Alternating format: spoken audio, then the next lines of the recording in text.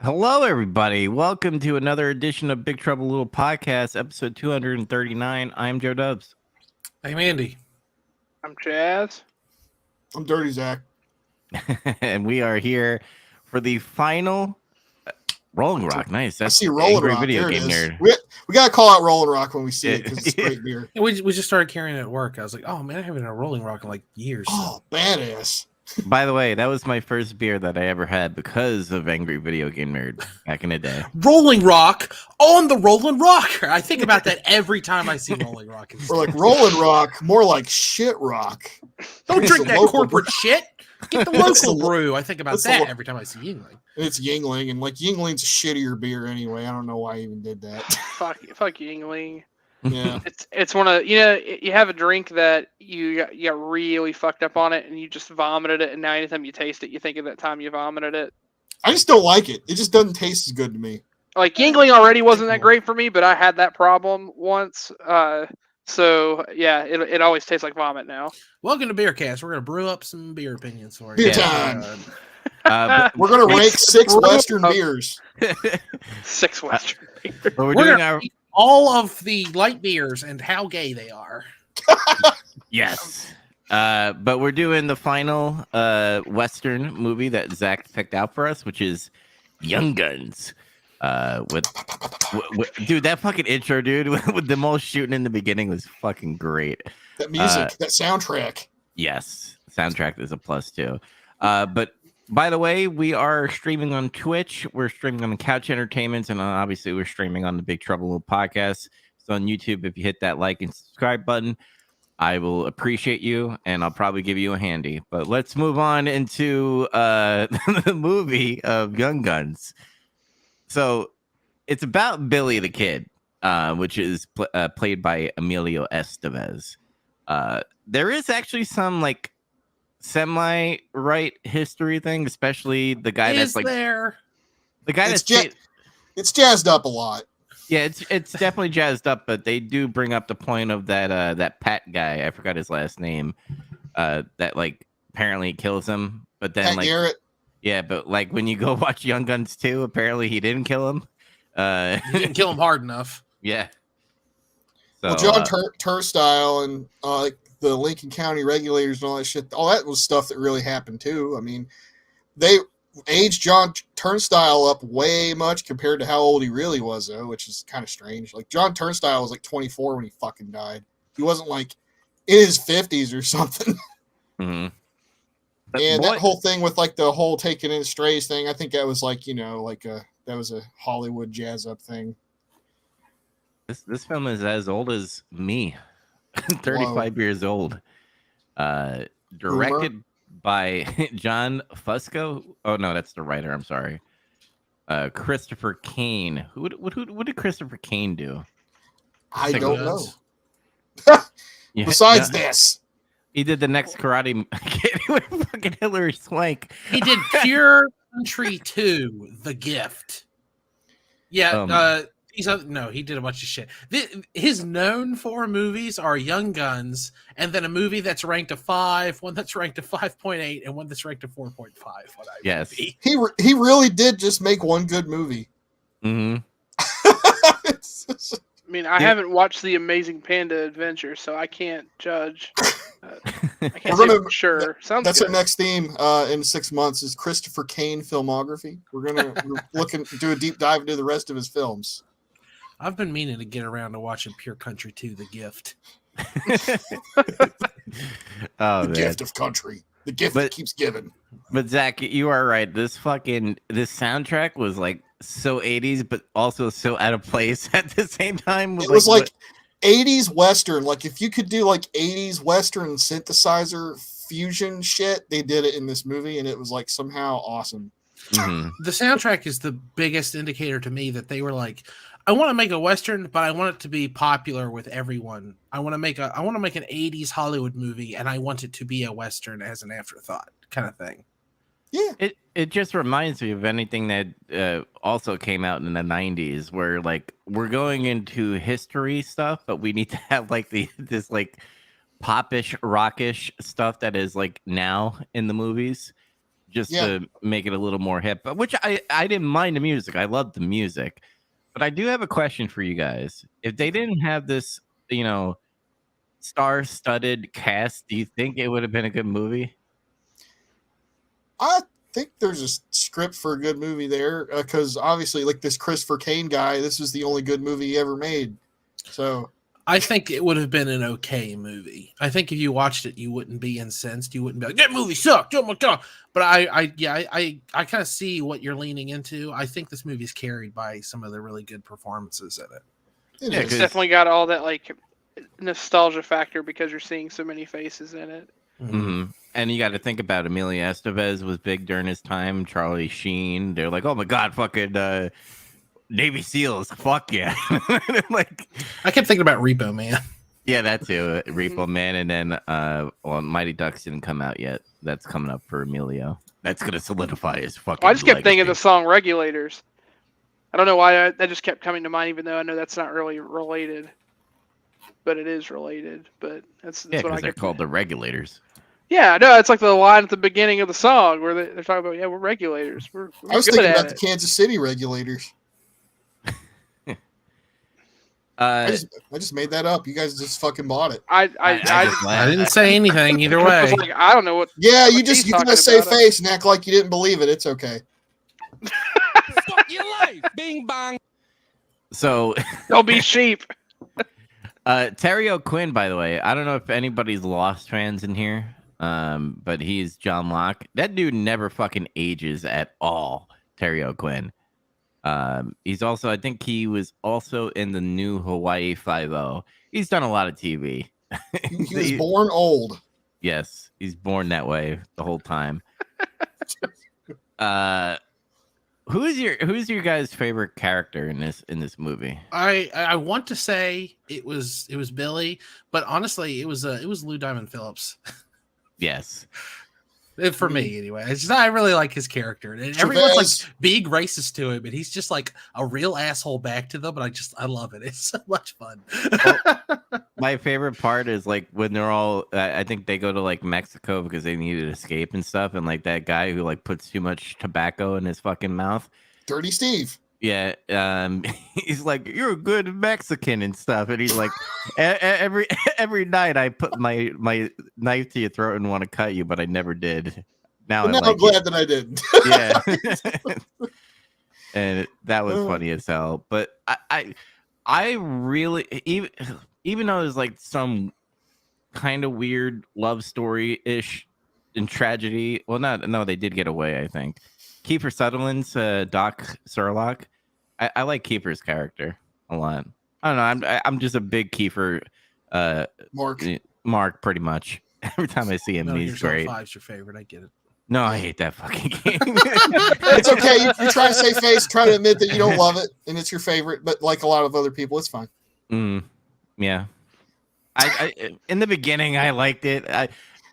Side note, I liked the little demo that we got, like the actual fucking Metal Gear Solid 5. Great gameplay, but we'll get to that in our podcast that we do Metal Gear games.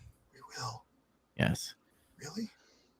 Yeah, really. Metal Gear? No, but it can't be. Storyline.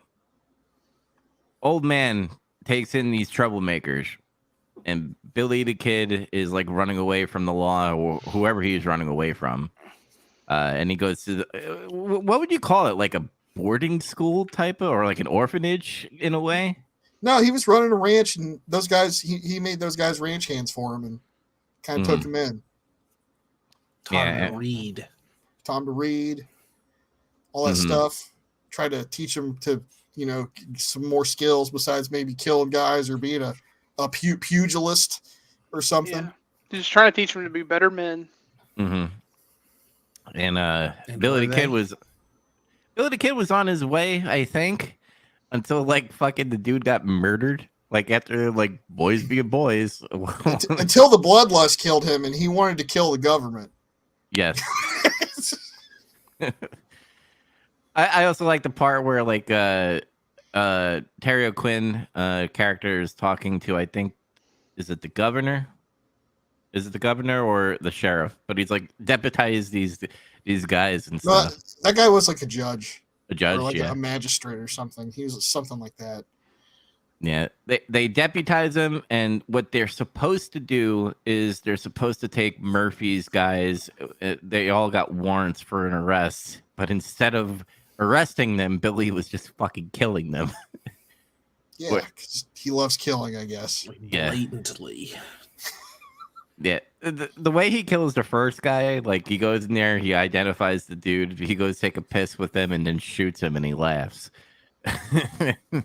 You know, it's kind of funny the way this movie starts with him, and they're like giving him a hard time, and he's like being fucked around with like a pig and shit. He looks like kind of a goober, and then like they're at that dinner table eating and shit, and like Dirty Steve and Charlie are giving him a hard time and shit, and they're like, "So what'd you fucking get in trouble for?" And he's like, "Kill a guy because he was like hacking off on me or something," and it's like you don't really believe it at the time because everything that happens, and then it's like he just starts murdering everybody. Mhm. It turned out he was telling the truth.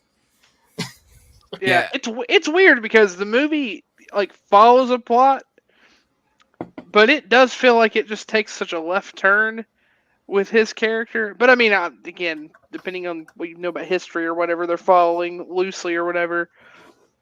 It's just really funny that he goes from he's very like mild mannered and like quiet, and they're like, "Oh yeah, I killed someone," and he just like says silly stuff, but no one knows to believe it. And then he just starts fucking killing everybody.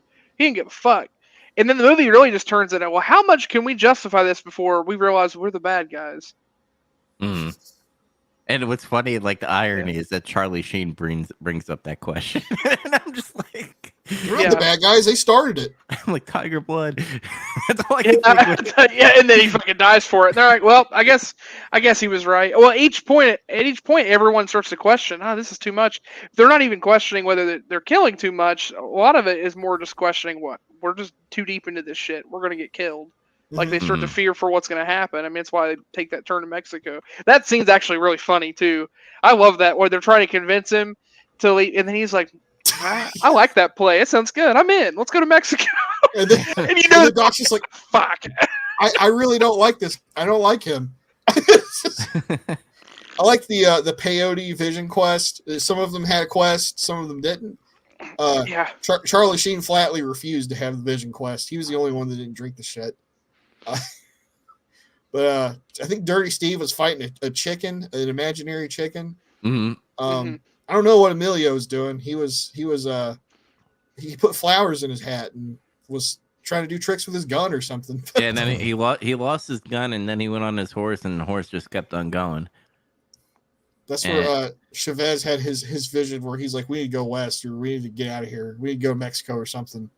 And then Kiefer Sutherland was like, butterflies and China dolls. That was a lot funnier than I thought it was going to be. I don't know why. I was just like, this is going to be some dumbass drugs are funny kind of segment.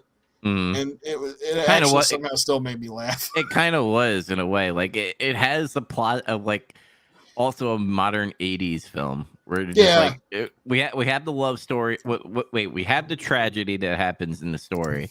Then we have the subplot of a love story between, you know, the China lady and Kiefer and Doc, and then Billy being the he's like kind of like the Deadpool of this fucking storyline where he's like an anti-hero in a way.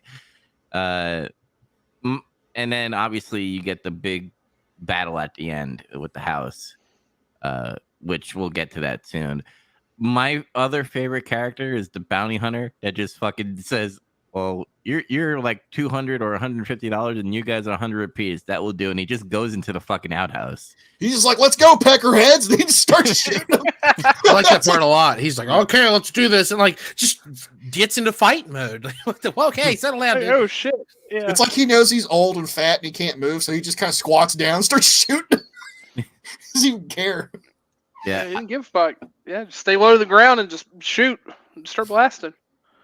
My question is, why didn't they light up that outpost? Like, right? They like hesitated for a little bit until Charlie Sheen like got fucking dusted. They tried to shoot it. I kept wondering, like, how is that ratty old outhouse stopping bullets? I don't know. I think it's just the movie stuff.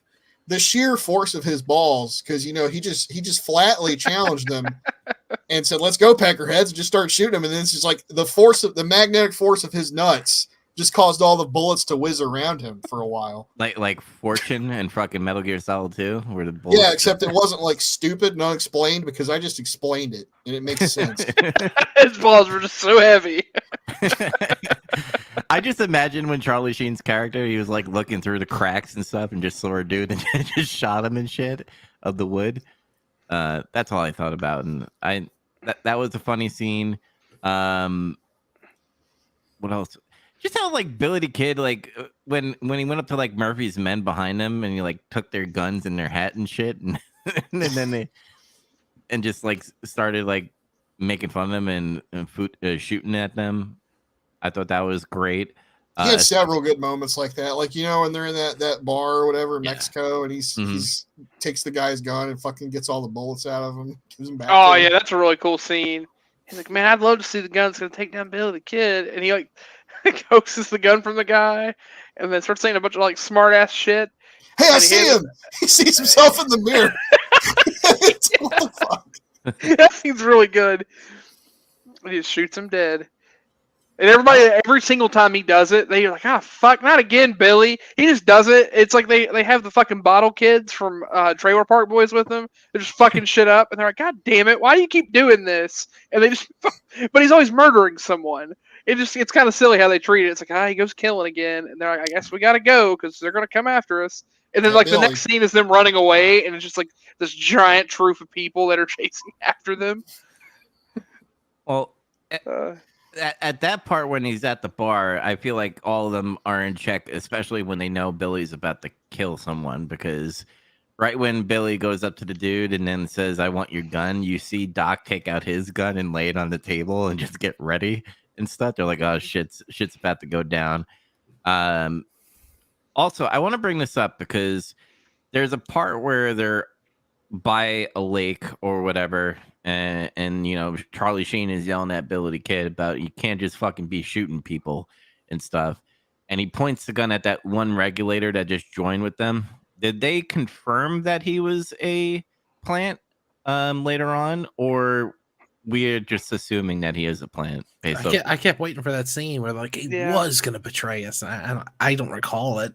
I think they intentionally left it that way. I think they never let you figure out if he really was one, because the whole point of the movie is for you to sit on the whole thing with Billy the Kid's stability. Like again, I think you're supposed to question at what point are you no longer on their side as you're following them and wanting them to succeed, because he's just killing everyone. Mm-hmm. Fucking Thanos. He's just like, I can just kill half the town. No big deal. He was a traitor. I saw it. He looked shifty as shit. He was fucking smiling and shit when they were talking about it. Yeah, I mean the way they set it up, him coming out of nowhere, and it's just kind of unexpected. There are enough flags that make it seem like he was very likely a plant, but they never go to get any proof. He just fucking kills him. Yeah, and Doc got like blood all over his face and shit. Reminds me of again going back to Metal Gear Solid 5. When Venom Snake has all the blood on his face. I know I'm like making a lot of references. That's because of Kiefer. Metal Gear's on the brain. Yeah, it's on the brain. Yes, indeed. So the reason why Murphy's being a dick, it has to do with like meat, right, or something like that. I thought it was just because he was Jack Palance, and Jack Palance is just generally considered to be a dick.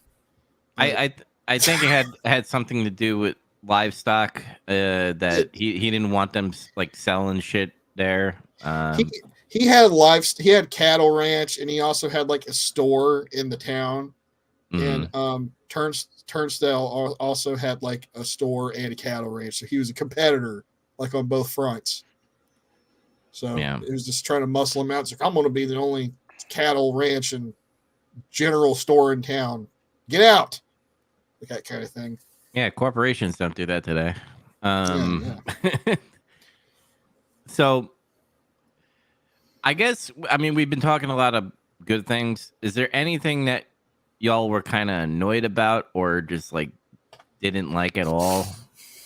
Oh, yeah, plenty. We kept saying you guys kept talking about this being a good movie. I was going to argue, is it though? Better than Pale Rider.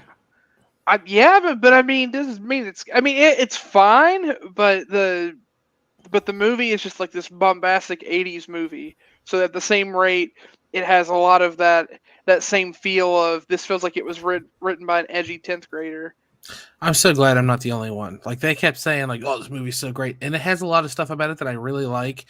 But I think this movie is diminished in my eyes solely because I love Tombstone so much. And what I mean by that is in Tombstone, they like do their best to do the right thing, and they're trying to like adhere to the law, and they're just pushed too far. And at the end of Tombstone, in the final act, when they're getting revenge, every killing, you're like, yes, fuck yes.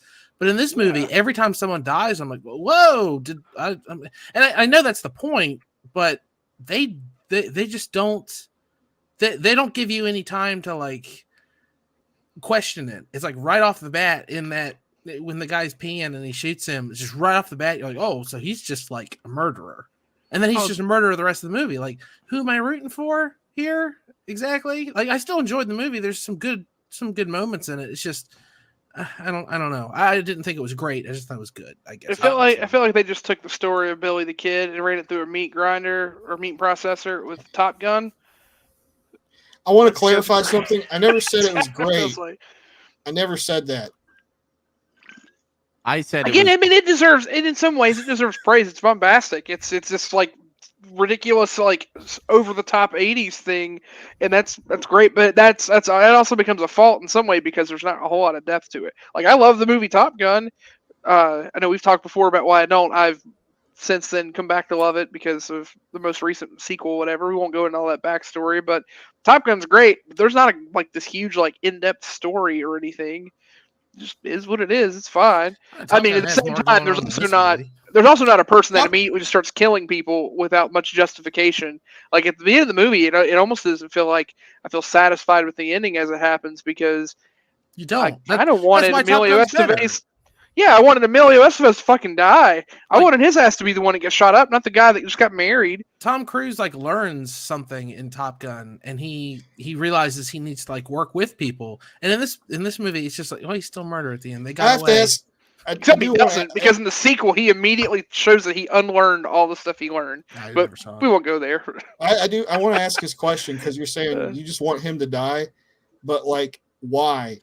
Because he's just killing other fucking scumbags and shit. Yeah, I mean, I realize you're asking Chaz, not me, but I don't want him to die. I want him to learn from his mistakes and grow as a character because he is a character that I like. Young Guns too. You're right. Like the people they're killing are like also murderers. I'm not saying that justifies it, but I don't understand why you want to see him die too because of that. Well, that's an extreme. I mean, it's not so much that. I want some type of conclusion that seems satisfied. Like it would make sense that he would die, be cornered, and die in the shootout because of all that he's done. But instead, he just gets away, and they just go on. That is that character's arc too, though. He didn't really learn from his mistakes, and he kind of fucking, got ran out and had to become, according to the story of Young Guns 2, he became like a weird old man that just is on the fringes of society for like his entire life. Yeah, to be fair, this kind of ties again loosely into history and stuff too. So I get that. Like it's trying to take threads of what really happened, and that's fine. It just again take all of like what we've learned like watching a Western. And Pale Rider's not a good example. But just in general, the format of you have this backstory that explains why someone is the way they are, and you get that justification of why they do certain things or they have certain actions, even if those things run on the fringe of right or wrong ethically. We don't really get that. He just talks about bad shit and, well, I like killing and they deserve it, so I'm gonna kill them. And he just kills a bunch of people, but he like enjoys it. He's a bit of a fucking psycho. Yeah, like you should enjoy it. And he gets away. Here's the thing. Like, let's look at from like instead of me knowing about Young Guns 2, because all the questions that you're talking about kind of get answered in Young Guns 2, where they're just like, I'm an old man, I need to tell my story, I'm kind of sorry about it, but that was the times in the Wild Wild West and all that stuff. But if I look at this, he joins the regulators. Now, most of the regulators, they're troublemakers, but they're not murderers. The only murderer in there is Billy the Kid, and it showed throughout the whole film of him being a murderer. Now, let's just assume that Billy the Kid was like, I like this old man that I'm living with now, and things are starting to get better, and all of a sudden this fucking corporate piece of shit comes in and just murders a father-like person. Like, he does get his payoff at the end. He shaves down his sight so he can make that crazy ass shot from down the road. Which again, the westerns, they have the same bullet hole between the eyes. Yeah. But I feel like it does get paid off because when they were running away, I'm like, when I first saw this movie, I was like, this is fucking bullshit. They escape of getting murdered by, again, the Union fucking army. Which, by the way, fuck the Union Army in this fucking film. But they go off, and I'm like, fuck, what was going on? And then Murphy's like, get that motherfucker and all that stuff. And then, like, Billy the Kid's like, haha, bitch, shot you. Like, it's an 80s cliche thing. Like, what I mean by good movie, I had fun. It was a popcorn flick. I'm not calling this the Citizen Kane. I'm not putting this up against The Searchers or Once Upon a Time in the West. Those are a million times better than Young Guns. But to sit there and say, like, it's nothing, like, it's fun. It's better than Pale Rider. I tell you. I also enjoy watching like train crashes. So I mean, like, I'm a fucked up person, I guess, but like it's fun. I'm not saying it's fun, but I'm just saying looking past like that, it's not there's not any depth to it, which is all the more like tragic in a way because it's based off of something that's real. Like there could have been more to it in terms of like having a feeling of, oh well, now I at least can empathize with why he thinks the way he does. Like they do a great thing with that with the other characters. Like the way I'm going to sound, I'm going on my extremes because I'm already there, so I'll just double down. This is the Breakfast Club in 19th century, but they also just added a psychopath, like the kid. What was the movie that Elijah Wood and Macaulay Culkin are in, where they get the evil stepbrother, The Good Son? The Good Son. Yeah, it's him, or well, better one, Damien, the Omen. They basically got Damien as a cowboy to join them. And it turns out he's fucking evil, and the rest of the guys are like, "Oh, we were just trying to get our lives together and figure it out, but I guess he's in charge now," and he just leads them on their way. And that's this movie. That doesn't mean it's bad. It is entertaining. I'm not saying it's bad. I gotta look at who Billy the Kid actually killed in real life. If they were just innocent people, but let's say when you read The Punisher, right, and he's killing mafia fucked up people, is that somewhat justified what the Punisher is doing? Like, let's say Billy the Kid is killing like fucking trashy people. Let's say racist. Well, you can't tell just by that statement. Like the Punisher is killing gangsters. Well, what's the context of it? That's the action. No, that's the reaction. What was the action? Yeah. What's the context? I mean, it's an ethical dilemma. You can become desensitized by watching it, but taking someone else's life has weight to it. Like no one should take someone else's life unless they absolutely have to. I mean, also it's just like a Western action movie. Again, no, we're getting deeper into that, but if we're going that route, I mean, yeah, you just watch, some guy just unload and blast away 100 people, whatever. But the point is, you're supposed to have some feeling of justification, just like we were saying before in the other westerns. I can, even though they are still killing the bad guys and they are moving forward, or maybe they're even making decisions that aren't necessarily ethically the right choice, they are justified because there's something in their backstory that justifies their drive. Like that is the reason they are doing this thing. In Once Upon a Time in the West, that weird scene where where harmonica is like really rough with the woman, and you're like, that's a very weird scene, but he's doing it for a very specific reason. Like he has a drive. Like his motive is still to just ultimately get revenge on the other person, and it's all back to his backstory. There's that. There's nothing with Billy the Kid. He just fucking kills people. Like we don't get some story where there's anything there. And again, you could argue, oh well, that's not. We didn't have any story to explain it because it's history. But at the same time, we're playing fast and loose with some history. You just make some bullshit up already to kind of make you sympathize a little. I empathize more with Thanos. I'm just saying, like, I didn't say I didn't enjoy it. It's just a weird thing. It's just like, I just didn't care about the character that I'm supposed to be following.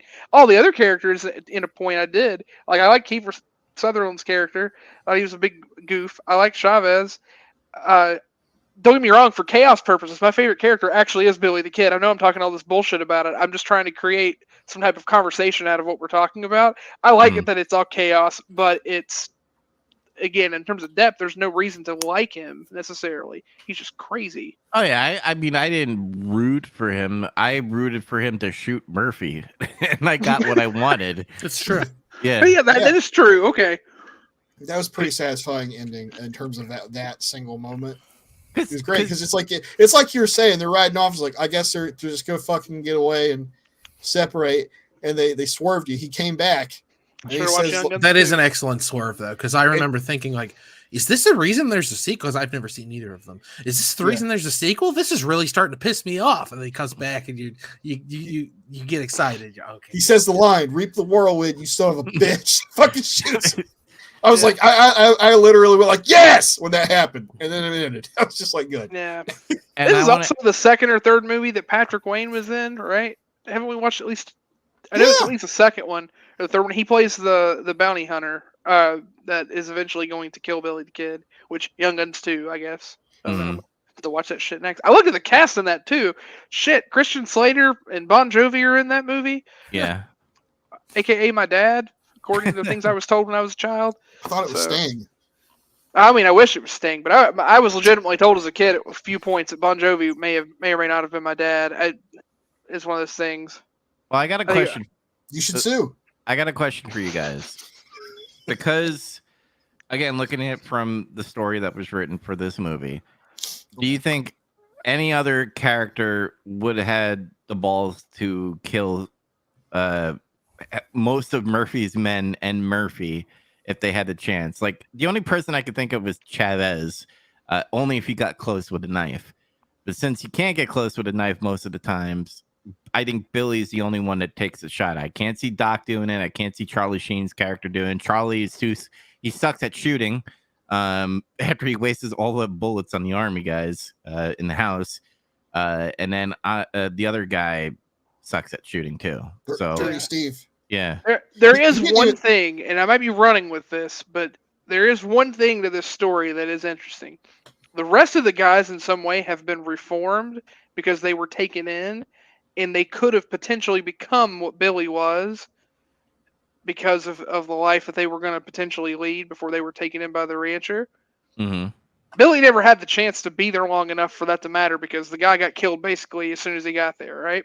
Yeah. Mm-hmm. So, like, the other part of it is, in some ways, they're trying to get Billy reined in, and they just fail to do so because he work.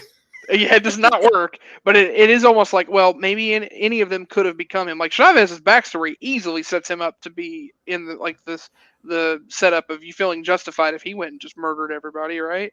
Because of how they explain what happened to him. Mm-hmm. But again, they're reformed because he was trying to teach them there was a better way to live. So like there is that. It's just it's not touched upon enough. Again, I'm really reaching with that because it's just so little time in the movie spent explaining that. But I think it's supposed to be there to be inferred. I don't know. At this point, I'm trying to be generous. Only if Charlie fucking listened to stay in fucking Mexico with your wife. He would be alive with his wife. Now that poor little Mexican girl is fucking widowed because he wanted to be a fucking hero and shit. I mean, does his wedding even count? At that point, it's Mexico, sure. Mexico, yeah. Anything counts in Mexico. Did he even consummate the marriage though? He left. Maybe he did. I don't know. I don't know. They didn't even get to ride the bone train. The bone train. Would you like to ride the bone train? Well, he did watch Rick and Morty again. He did cuddle with a prostitute for a while. Oh yeah, he did. He did need the cuddle. Yeah. Trying to think. To circle back on me fucking hating the Union, by the way. This isn't the Union Army. This is just the Army, by the way. Yeah, but fuck them. Because I mean that's fine. It's just, you said Union Army, and at the time this movie takes place, it's just past that. The United States Army. It's because the uniform. They're still wearing the blue and yellow. Yeah, it's. Well, yeah, they kept their uniforms. They won. But it's not long after that. Confederacy lost, so it's not like they're going to be like, yeah, we want your uniforms too. But what pissed me off is Terry O'Quinn's the lawyer comes out unarmed, And then they like gun him down. They destroy him with a Gatling gun. Yeah. I was like, where was he that got Gatling gun when they were all escaping, dumbass? yes, that pissed me off too. Like they were. I feel like the guy was like, I got this thing loaded. I'm gonna shoot someone with this thing. He didn't know how to work it. He malfunctioned it. It jammed. There must have been a contract for 2 Young Gun movies, and they're just like, we need to get Emilio Estevez out of here, so he can make that badass shot. But also, we got to keep Kiefer Sutherland because he's big during that time, and we need to make sure he's fucking tidy and all that stuff. And when they didn't use, there's 2 Gatling guns, a fucking army. There's people in the fucking like the buildings and shit. Which, by the way, like out of nowhere, they're shooting down like it's nothing. Finally, like Charlie got a couple of shots off. Steve got lit the fuck up. Yeah, I just assumed they were all going to die when they were showing everything, just Mhm. watching it, just not thinking really anything about it. And when they didn't, I was like, well, wait, that doesn't make any sense. They were fucking surrounded everywhere. How the fuck did this not happen? The only thing that makes sense is that in the essence of movie magic, these are the ancestors to those who eventually become stormtroopers, because like their logic and how they fight and their tactics and their aim is just horrific. They should have just blasted that fucking building to pieces with those Gatling guns. It doesn't make any fucking sense. I mean, they lit it on fire. They were working on it. Yeah, They were and trying to again, Waco 'em. military, they could have just fucking thrown dynamite in there, just blown the building up. I mean, if you're just trying to kill everybody in there, why the fuck do you care? Just throw it in there, Listen, blow it up. This goes back to the magnetic ball theory, where Billy Kid's balls were so big that the magnetic field interfered with their minds, and they couldn't think clearly. There it is. Possible. It was an orbit confusion situation. Yeah, I was waiting for this movie to end like Butch Cassidy and the Sundance Kid, though. That's what I was looking for. I haven't seen that yet. Don't tell me. Okay, I won't ruin it. Have the other 2 of you seen Butch Cassidy and the Sundance Kid? No. Jesus Christ. I mean, not that I can remember. I want to talk about the ending of that movie so fucking bad. It's so cool. Well, you get to pick next. Well, no, we're not going to watch 5 more Westerns. Westerns 2. We just immediately start with All right. Young We're Guns going to 2. watch Unforgiven, Tombstone, Butch Cassidy and the Sundance Kid, Duck You Sucker, and I don't know, something else. Something else light and breezy like this. Stagecoach. That's not light and breezy. Didn't we spiritually watch Tombstone already? Like all 4 of us watched it in a row. Yeah, all 4 of us watched it. Yeah, we did like I just a it. side deal. That's Yeah. such a good movie. It's a fucking good movie. Better than this one. Another thing I want to say, like Metal Gear Chavez, like he escapes somehow and like gets like horses and then jumps over the fucking Gatling gun brigade over there. And why didn't you just like stab a couple of people? Like did some sneaky bullshit and like slit their throats. That would have been more than what he needed to do, I guess. I don't know. They Also, I like turnaround shot. I like that even in 1988, they're keeping up the tradition of if you're a Native American and you're in a Western, you have mysterious, like silent nature powers. It's like a fucking elf in Lord of the Rings. It's like just waiting. He can make a waterfall. Native You're out of Americans, nowhere. just the elves of real life. I think That's what it so. is. I think so. The elf of the West. They all went to the West and they became Native Americans. Western elves. I just like they were high as fuck and they were going through native land and they're like It's weird. it's a spirit realm. We're in the spirit world. They can't see us. Yeah. No, they can fucking see you. Charlie Sheen's looking like you fucking idiot. I like how like the following scene after that, like he was saying a prayer with the Bible and saying like, forgive us for this, for giving into this godless heathen religion and doing this stupid shit. More or less. Oh, it was good. It was, I don't know, something about that juxtaposed after made it funny to me. Mm-hmm. Oh, and also Murphy was fucking like stealing child from China people, their daughters and stuff, and making them slaves. So Did you say China people? yes. I think all you have to do is drop the A and add ESE and you got it. But yeah, No, all right, I'll, fair enough. I'll stick with China people. China people. I mean, I have nothing else to say. I had a good time watching it. It was a fun movie to watch. Good soundtrack. Some stupid action bullshit, but it's the 80s. I'm not looking for the Citizen Kane of fucking westerns with Young Guns, especially when you have Emilio Estevez as your star character. But I can't believe he goes on later to fucking coach a Pee Wee hockey team. That's crazy. well, that's after he killed a lot of people. He has to do community service. That's how he redeemed himself. He puts a fucking fatso in fucking goaltending. Berg! Let me tell you something about Bill Goldberg. We'll get there. Don't worry. We're going to talk about Bill Goldberg. We'll get there later. All right. But I recommend. Andy, what about you? What's your final thoughts? Yeah, it's fine. Like I think Chaz and I talked up, kind of the problems with it. Like I would have liked to see, and I understand it's trying to be historical, but like the tone of this movie doesn't scream history lesson to me. I wish they would have picked a lane. I wish it would have been like very historical or very like outrageous and fun, and also the character could have like learned something and then maybe shot Hitler at the end. Like, I mean, get fun with it. But hey, it's okay. It's fine. Turns out the bad guys were vampires. Yeah, I agree. Yeah, some of that shit. Like something absurd. Yeah, no, I totally agree. Just go full Lost Boys. Yeah. Oh yes. Could you imagine a remake of this movie, but it's just like a modern version of Lost Boys? That just fucking going around, just cowboys like shooting vampires at night, just a bunch of blood and guts everywhere. They already did that. Sort of. It was called Cowboys vs. Aliens, and that movie sucked. That movie sucks ass. It is nothing close to what I just said. If you guys want, but it's a similar premise. If you want a vampire movie that has like a kind of a western feel to it, just watch Near Dark. It's a pretty good one. Okay, fair enough. Or what's the one From Dusk Till Dawn? But that's Mexican. It's not really I like western. that one too, though. That's good. I saw the thing the other day about that, by the way. I'm off topic, but about how the director talked about how Quentin Tarantino wrote himself into a scene where he had to drink tequila off of and suck it off the toes of Selma Hayek. And they were like, yeah, he's a genius. Yeah, I mean, I'm not even a foot guy, and I would have done it. Yeah, I mean, come on. People that like foots are fucking weirdos. Yeah, that's why I like Dark Souls, because he's into feet too, apparently. If you're into fucking feet, I would love to see you to suck on Brie Larson's feet. But let's Zach, how much did you love Young Guns? What did Chaz say?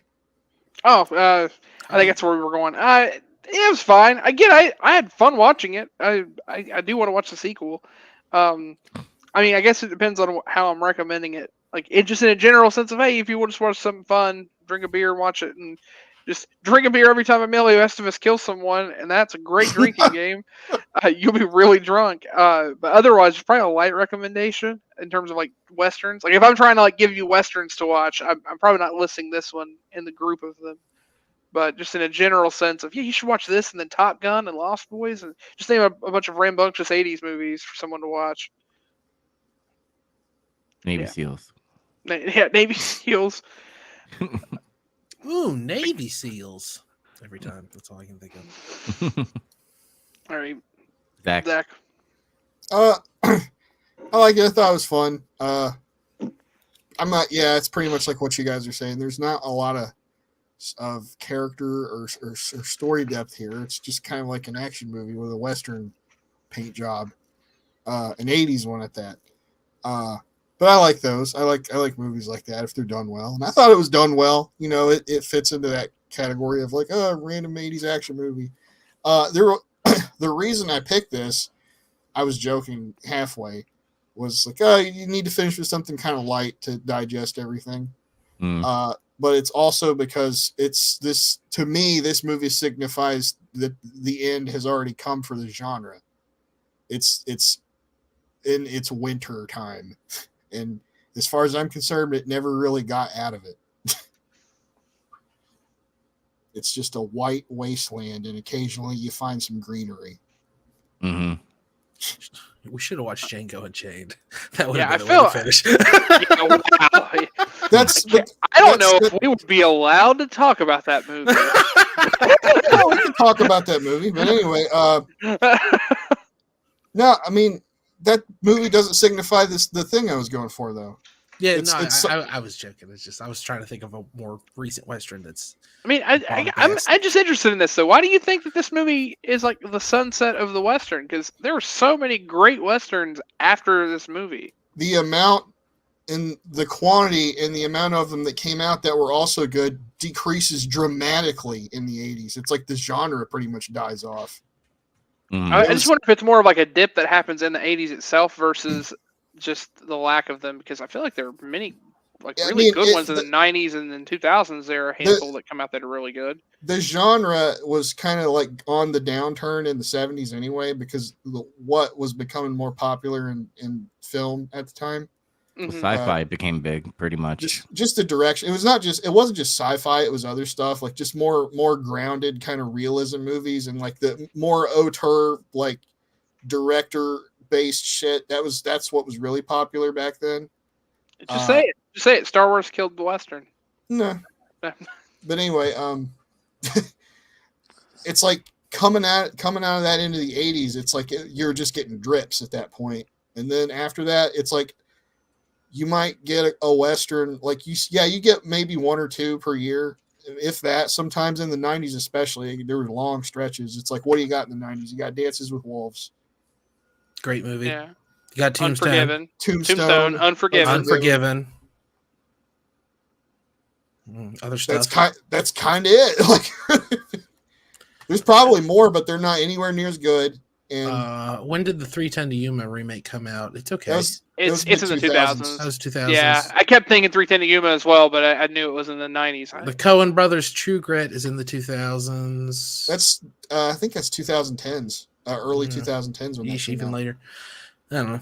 See, it's what I'm saying. It's like the genre is like pretty much like fucking Dust Bowl now. Mm-hmm.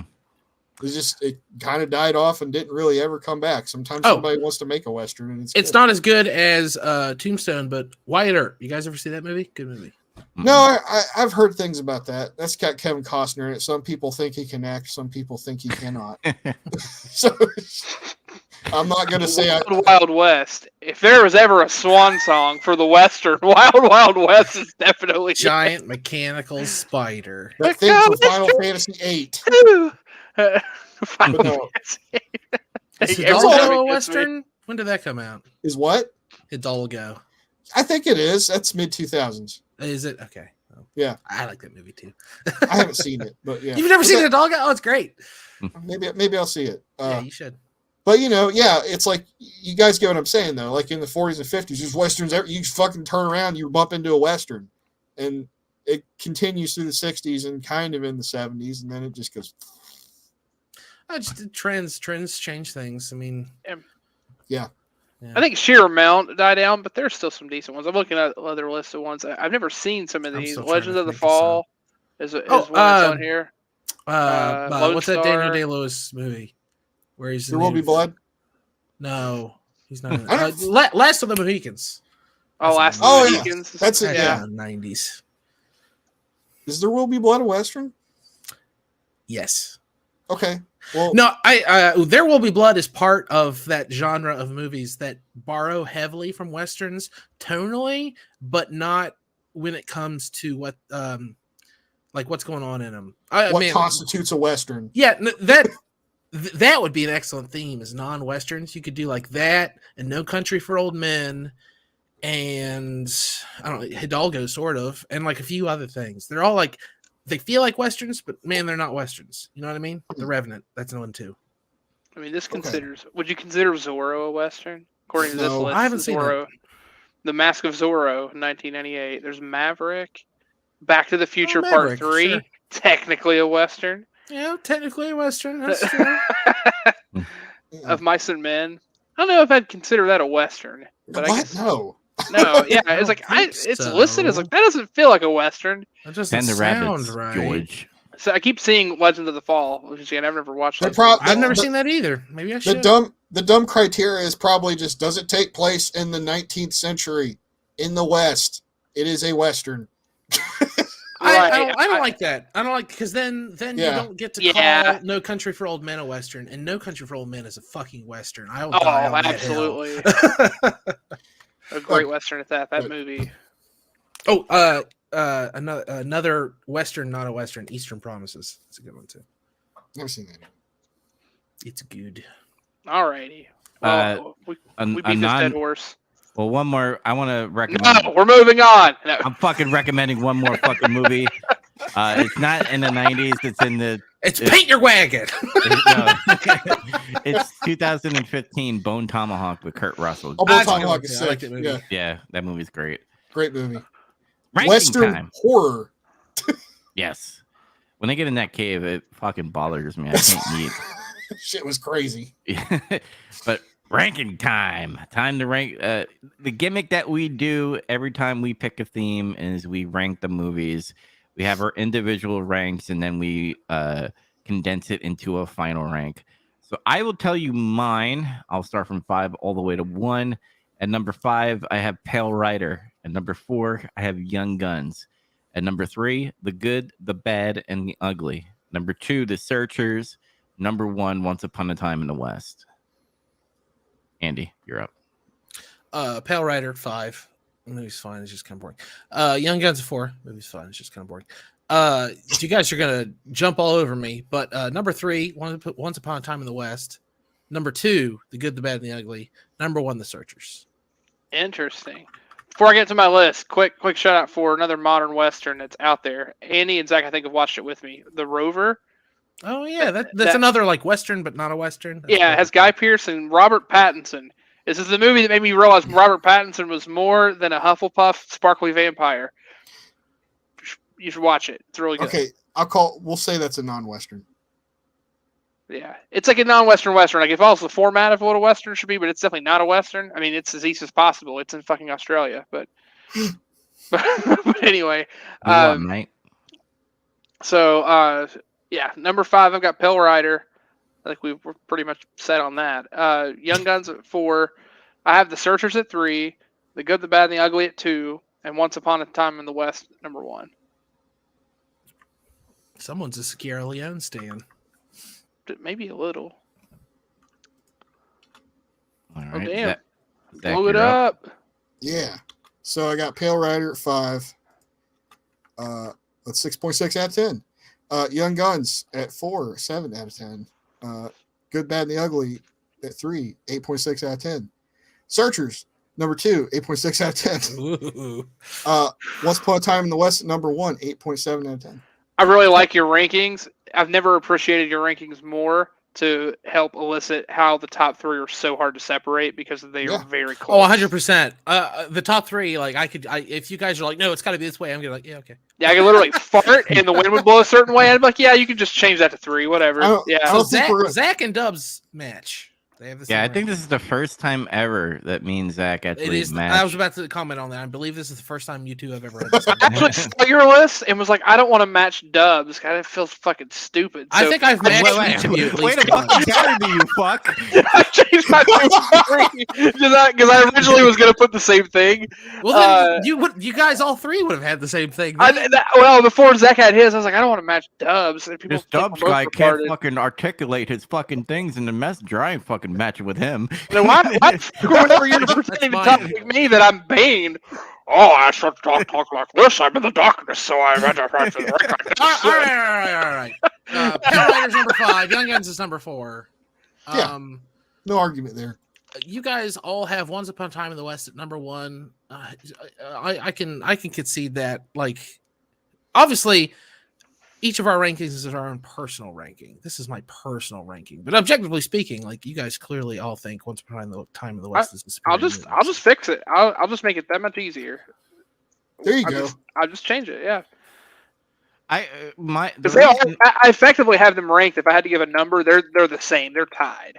Like, I was gonna say I can't back down on at least putting The Searchers at number 2, but I'm literally fine with us making that ranking. I felt like Once Upon a Time in the West is the best one. Yeah. Why did you prefer The Searchers over Once Upon a Time in the West and The Good, the Bad, the Ugly? Once Upon a Time in the West and The Good, the Bad, the Ugly are movies that I will watch. I mean, at least yearly, if not more often, like for the rest of my life. I love those movies dearly. The Searchers is the same way. I'm going to watch that movie a lot, but there's a lot of stuff that happens in The Searchers that has to do with like tone and cinematography that is Mhm. just wonderful. Like a lot of famous directors cite that movie as like inspiring them to do blank great shot or film or whatever. And I can see it in The Searchers. The Searchers is just such a gorgeous movie. I could watch that movie muted with like a record playing and it'd be just as entertained. It's such a That's cool true. movie. It is beautifully shot. I would agree with that. And That's one of the biggest things about it that stuck out to me that I mentioned. Yeah. Yeah, but and obviously the soundtrack and the other ones is good too, especially Good, the Bad, and the Ugly. Because I own the soundtrack to that on vinyl; it's fantastic too. But The Searchers just looks so good, like it being bookended with the shots looking out through the doorway into the west. It's so wonderful, and Segura Leone is also a genius, but he doesn't have anything that's like quite that poignant, in my opinion. He can't. No, yeah, you're right. But yeah, that's why I went with Searchers for number one. Yeah, with the Once Upon a Time in the West, I think that movie surprised me the most because if you remember, I was like, it's kind of slow in the beginning, and then like after it gets up to like Act 2 in the final act, I was like fucking blown away. Yeah, yeah, I agree with Andy. I think The Searchers was beautifully shot, and it had a decent story as well. If Once Upon a Time in the West was not there, The Searchers would be number one. Well, no shit, Dubs. It's your number 2. that's how number Yes. all right. We don't need all the talk about It's a hard time, but we have the same list. I'm kidding. I love you, buddy. Should just name this fucking podcast Barry Dubs. But yeah, like the story of Once Upon a Time in the West is what put me over. Like John Wayne's character, you're kind of just like, he's an asshole like 90% of the film, and then 10% he's like, he gets his payoff. In Once Upon a Time in the West, I totally forgot the guy's name. Harmonica. Harmonica. Yeah, Harmonica. Yeah, Harmonica. Everyone's favorite character. That's right. Yeah. And plus, even the villain guy in there, it was great as well, Henry Fonda. And I just think that gets a slight edge over The Searchers. Not by much, but I just had a good time. Apparently, with Zach agrees with you. That's what I mean. I kind of think it's on similar lines that the script, the writing in that movie is a little bit more engaging. I think that's kind of what puts it over for me. Besides, the cool music and the if we were rating on different things, I think it would go to different ways. Like if I had to pick strictly on the music, I'd pick The Good, the Bad, the Ugly. If I had to pick strictly on how it looks, the cinematography, The Searchers. Mm-hmm. But if I'm picking just from the story, because the story is it's so well done in Once Upon a Time in the West. They do such a good job of keeping subtlety of what is happening with your main character until the very end to give you the surprise, but also at the same time so much satisfaction in it, because when you do realize it's at the same time that he's getting his payback. You're not sitting on edge hoping he gets it. You kind of already know it's there, but then when you really know why he's getting it, it's like, yeah, fucking kill him. Like you're just really into it. Like you actually really are satisfied with how it ends. I still say it's like my favorite payoff in a movie ever. Oh man, for me, it's gonna take a while for it to be outdone. Also, another great thing about a lot of these movies, except Young Guns, it probably had the most talking. But you know what? Especially in the case of Once Upon a Time in the West, it's not people talking constantly, babbling. It's just more show, less tell. Yeah. Yeah, especially that. Oh yeah, and the beginning of the movie too. That's the other thing. That movie in itself has one of the most satisfying endings to a Western, but also one of the best intros. Yes. Yeah, I agree with that. It's great. Again, don't get me wrong. I agreed with Andy. I'd watch these just any given day. These are all three awesome movies. Mm-hmm. The Good, the Bad, and the Ugly, it was fine. I enjoyed it, but like The Searchers and Once Upon a Time in the West, because of what the story was written, it had a thought out story. Like The Good, Bad, and the Ugly, it's like, oh, these guys are scamming towns and stuff, and then finally they get to the gold. Like the ending had a payoff more than the whole story as a whole, in my opinion. That's why I have it at number 3. But Andy, are you conceding pretty much with our list? Oh yeah, I already said that. We're done. Okay. I think this was like the easiest time we ever had. Oh, yeah. Yes. Possibly, yeah. I actually thought it was gonna be very difficult, but no, we're all kind of on par. It's all the same. Yeah. It's So like I said, like Chaz said, though, you look at my scores because I score everything. I feel like it kind of sums up how we all feel. Yes, Mhm. close. Yep. So just for repetition, final ranking is number 5, Pale Rider, number 4, Young Guns, number 3, The Good, Bad, and the Ugly, number 2, The Searchers, and number 1, Once Upon a Time in the West. Now, Andy is up for his theme. So, Andy, what is your theme, and did you pick out movies yet? I did pick out movies. We're gonna watch. I figured we watched westerns. Let's do it. Let's watch samurai movies instead of just telling Easterns. you. I have something arranged so I can show you what we're gonna Oh, watch. shit. Ooh. Well, I have a graphic. Yes, I have a graphic for those watching the video version. But if you're listening to us, week 1, we're gonna watch Akira Kurosawa's very famous, very classic Seven Samurai. After that, I want to watch Harakiri, and then after that, Sword of Doom. Then on week 4, we're going to watch Twilight Samurai, which is the only movie on this list I've never seen before. I was actually researching what to watch, and I looked up a bunch of like greatest samurai movies, greatest movies about samurai, blah, blah, blah. And it's like on all the lists, and I've never seen it, so I figured maybe I better watch it. Oh, and also I own it, which is embarrassing. And then finally, we're gonna bookend it with another Kurosawa. We're gonna watch Ran. I always wanted to see Rand. Yes, and now you shall. I haven't seen any of these though. Good. Well, then Same. that's actually there were a few candidates that I knew 1 or 2 of you had seen, so I left all them out. I wanted everything to be fresh. Nice So- graphic, by the way. By the way, future. Why didn't you pick The Last Samurai? No, it's okay. These are all This is Japanese Andy's list. samurai movies. All right, guys. So remember, Seven Samurais is going to be week 1. So remember to watch that movie, then come back, and then we will discuss it here. Usually do it every Tuesdays, but life happened, and we needed to do it on Thursdays. So just a reference, we do change days if life does come up. But just to warn everyone, set aside a little time for Seven Samurai. It's Zach like brought us down, like, and then let us go easy with the Young Guns. I'm doing a thing. You're gonna start at a peak, and then you're gonna do one of these situations and come back up. We're gonna end on a peak. So Okay. all right. Well, before we get into the last words, usually I have an ad for us. So here we go. Wrestling nerds, wrestling weebs, wrestling fans. If you're looking for a different kind of podcast, one that goes over actual big wrestling news, I mean real stories, not somebody getting divorced or baseless rumors or whatnot, and get some color, we got that. We also do reviews of wrestling from the past, but sometimes we also do wrestling from the modern day too, if it's something that interests us at the time. Other than that, I would say the main attraction is just 3 guys who have been lifelong wrestling fans doing what wrestling fans do. Cutting up, cracking jokes, and just enjoying the entertainment wrestling can provide, however that comes. If you want to catch Getting Some Color, you can catch it bi-weekly on Thursdays, 10 p.m. Eastern, usually. So last word is where we talk about what the hell we've been watching, playing, or doing. And if we have any news that we usually bring up. I didn't play any games because after Resident Evil 4, kind of like took a break, and I'm probably going to get on the Metal Gear Solid train soon, since that's the next thing that we're going to have to be playing to talk about soon. But I didn't really play any games. I'm trying to think off the top of my head. I tried to I went on Game Pass and I downloaded like some JRPG games like Soul Hackers.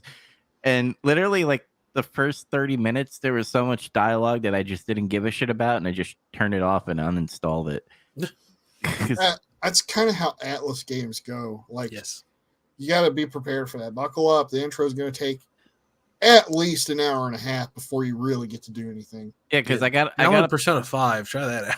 Yeah, I think I'm gonna try that next because I got up to gameplay and then I finally like moved like an inch and then there was like more cutscenes and I'm like, fuck this game.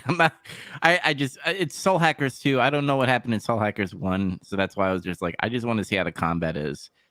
Watching wise, I'm watching Severance with my dad from my second time. I highly recommend it. if I had to like mix things to tell you what it's like Portal the game meets The Office the TV show, and it's like a dystopian series and stuff. I highly recommend it. If you have an Apple TV trial, use it for that, and Tetris, by the way, which I talked about last episode. I also watched a Bret Hart documentary that was on YouTube. Learned a lot of stuff about Bret Hart. I didn't even know he likes to draw. That's like one of the things he likes to draw cartoons. Now I understand like why he did Simpsons. He probably like marked out for fucking Simpsons. And apparently he didn't want to wrestle. He wanted to be an actor, and he made like a shitty fucking movie about a lizard that was destroying a town, and the lizard fucking died on set, and and they couldn't finish the film. And since he sucked at acting and directing, he joined wrestling, and I guess it never stopped from there until Bill Goldberg ended his career. Which I think he talks about in the biography. He talks about how Vince screwed him at the screw job, and then also how Bill Goldberg he's not a fucking wrestler. He just loves to kick people in the head. He said he's an unsafe monster that has no idea how to wrestle. He said in the biography, in terms of a wrestler, he's like a 0 out of 10. I was like, yeah, he climbs 0 out of 10 wrestler. Just flat, fucking dead face. Just says it. Mm-hmm. Yeah, I feel like more of us are going to talk about that Bret Hart documentary. Spoilers. Yeah. And the Owen Hart part killed me, especially what killed me is like not Bret Hart talking about it or any other people. Mark Henry fucking crying made me like, God damn it, dude. I don't know what it is, because I know they were big best buds and stuff. Him and Mark Henry. Yeah, really I'm curious. Were you guys watching the pay-per-view when that happened? No. I didn't get to see, because back then I would get a recording of it from my grandpa later, and I didn't get to see it until later. This is around the time my hillbilly family had learned how to take the weird like DirecTV cards and like fry them so that like you can just get everything. Oh, totally illegal or whatever. Yeah. But I remember like this is one of those pay-per-views that we got to watch. I remember watching this and seeing what happened live. I was like, what just happened? It's just so weird and surreal to think about. It's like I wasn't there, obviously, but it was just such a weird thing to happen in wrestling, just like to like experience that and then just be a tragedy. I don't know, it just sucks. But yeah, they do a great job in this documentary. I'm figuring out we're already talking about it. I just won't bring it up whenever I come to my turn. But yeah, we'll go. I guess read. We'll definitely go deep into it when we do get in some color. But I highly recommend it. There's a Mick Foley one that I haven't watched yet, so I might go watch that too. I've been watching a lot of CU podcasts, especially the Tommy Tallarico thing, just seeing the lineage of that trash that happened. It's funny that like they're the only ones that sniff the bullshit. Like it makes me wonder if the other I don't know if that's entirely true, but they're some of the more high profile bullshit sniffers. Yeah, they were more vocal about it, I would say. It makes me wonder, even the ones that were backing Tommy, like they must have known this was bullshit and they just wanted that free swag, I guess. They began to learn, and I think it told a lot about a lot of their characters, because some of them like backpedaled and said, oh wait, actually this is a bad idea. And then some of them just doubled down. Like they still live that lie. Yeah. Oh man, it's gonna be amazing. It's gonna revolutionize the console space. You just don't get it. I played it and I got to ride Tommy's Ferrari and he sucked my dick a little bit, but he didn't let me finish in his mouth. You don't want pasta? You don't want fucking pasta from Tommy? I didn't know Jesse Ventura sucked Tommy Tallarico's dick. That was a pretty good impression. Oh, that's another thing I watched. Will Sasso was talking to that Chris Van Vliet, whatever guy. Chris Van Vliet. Yeah. Omelette du fromage. Where Will Sasso was doing fucking Jesse Ventura impersonations. But other than that, I'm trying to think what else. Yeah, nothing else. I haven't been actually. I was reading the Midnight Library, which it's kind of weird how that book is formatted. Like there's chapters, but they're written like like it's weird. It's not the prose is written like it's an essay format thing, and it feels because the story is she's committing suicide, but then goes in between life and death at a library where opens up a book of regrets, and you're learning about what paths she could have taken. It's just written weird. I dig it because it's different than other stuff where there's like tons of world building and stuff. But it does have my attention, so it did work. But other than that, that's all I've done. Andy, what the hell you've been watching, playing, or doing? I started Resident Evil 4 remake again. I don't know. I just wanted to screw around with some guns. I got all the way up to the castle, and I said, okay, maybe I'm going to play something else for a little bit. I plan on going back. I want to beat a second playthrough, and I got to Killer 7, and man, it's fun. I finally started the Forza Horizon 5 Rally DLC. I mean, it's fun. It's good stuff. It's like real rally stuff, and that it's not an actual race. It's time based, and each track lets you choose when you enter it to either do it rally or just good old fashioned race, and it's just you and a bunch of idiots sliding around in the mud. But I like it. I'm enjoying it. It's not game, it didn't shift any paradigms, but it's more Forza Horizon 5, and I like that game. So whatever. I watched Guillermo del Toro's Pinocchio on Netflix. Did any of you watch that movie when it was? No, but how is it? I liked it a lot. Like I had heard some stuff about it that made me think maybe it's not going to be the best thing I've ever seen. But man, it is a good movie. It's really cool. The changes that they make are actually really entertaining, and just the animation is just gorgeous to look at. That kind of stuff's come a long way. A lot of people were like, oh, it deals with fascism and blah, blah. It does very much. I mean, it takes place in Italy in like the late 30s. So, come on, what do you expect? But yeah, it's really good. I highly recommend it. Like, I like Del Toro anyway. And I've always been one of these guys that's very much like animation is a medium, not a genre. And this proves it, because there's a lot of like severe violence in it. So get ready for that. Like, a kid could watch it, but I wouldn't let a young child watch it. And then other than that, I finished F1 Drive to Survive. It was great. I mean, I was already enjoying it, but it finishes really strong. The whole series, or the whole season, was really good. I was seeing season 5. And then once again, there wasn't a race day this last weekend, so I watched the Monaco Grand Prix from last year, because in Drive to Survive, it was a high point of like drama. I just kind of wanted to see it for myself. Like, I knew how it ended, but it's like, whatever. It rained, and it's Monaco, which is like a really dangerous track anyway. So it's just interesting. I got a question. It's on F1. It's semi-political, but it's also comedy at the same time. Apparently, at one of the F1 races, like, climate activists was stopping the race, but they didn't know that all the cars were electric. Is that true, that all the F1 cars are electric? Oh, is this the recent? You're talking more recently. Yeah. Okay. Yeah. Because I think it was last year. It's either last year or the year before. Protesters broke onto the track at Silverstone and like sat in the middle of the track during, I think it was just like during a yellow flag or something. And they were protesting oil. But yeah, more recently, there was a big protest at a Formula E event, which is all electronic cars. Yeah. Nobody said they were intelligent people. They are not. They are definitely effort. Not. They're confused, but they got the spirit. I mean, that being said, yeah, the cars are electronic, but like the airplanes and the trucks that haul the cars all around the world nonstop are not. So, I mean, there's something to be said there, but also those people need to fuck off and die, because that's not the way to do that. Yeah, I don't think tackling motorsports is. I don't think that's the big contributor to. I mean, haven't they? Yeah, they've proven like.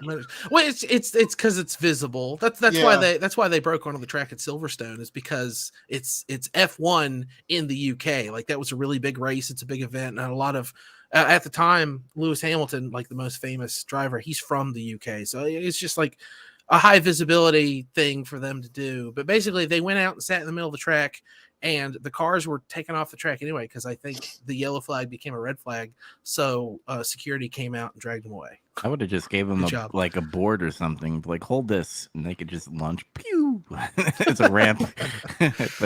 but continue. I'm sorry. I just wanted to make sure because this is the first time I'm hearing that the F1 cars are now like electric, and that's cool. Formula E, they're all electric. Formula 1, 2, and 3, they're hybrids. They're V6 with electric stuff. It's really I don't fully understand that. It's really complicated. They got like a V6 engine with an electric powertrain, and it's not a traditional drive system. It's crazy. Yeah, F1 space shuttle shit. Yeah, exactly right. Yeah. That's it. And I watched a bunch of like YouTube shit about F1 because I'm obsessed with it now. Luckily, though, this weekend is a race, so I'm finally gonna get to watch something new. Is that when you have to wake up early? Hmm? Is that when you have to wake up early, like at 2 a.m. to watch a race? This one's not as early. This one's in Azerbaijan, so it's gonna start at like 7 a.m. I think. That's not bad. No, that's not bad. Is this gonna translate into you maybe trying to get into the F1 games? I was thinking about it because you can get the last year's one for like nothing. And I thought I might try it and see if it's fun. And then if I like it, I can buy the new one, which is expensive, obviously. It's on Game Pass. I might download it. You just realize that we can't follow. This is one of those things I can't follow you on. Because if you're like, hey, you should really watch this. Hey, you should really get this. Then I'll buy a Formula One car and decide to become a driver.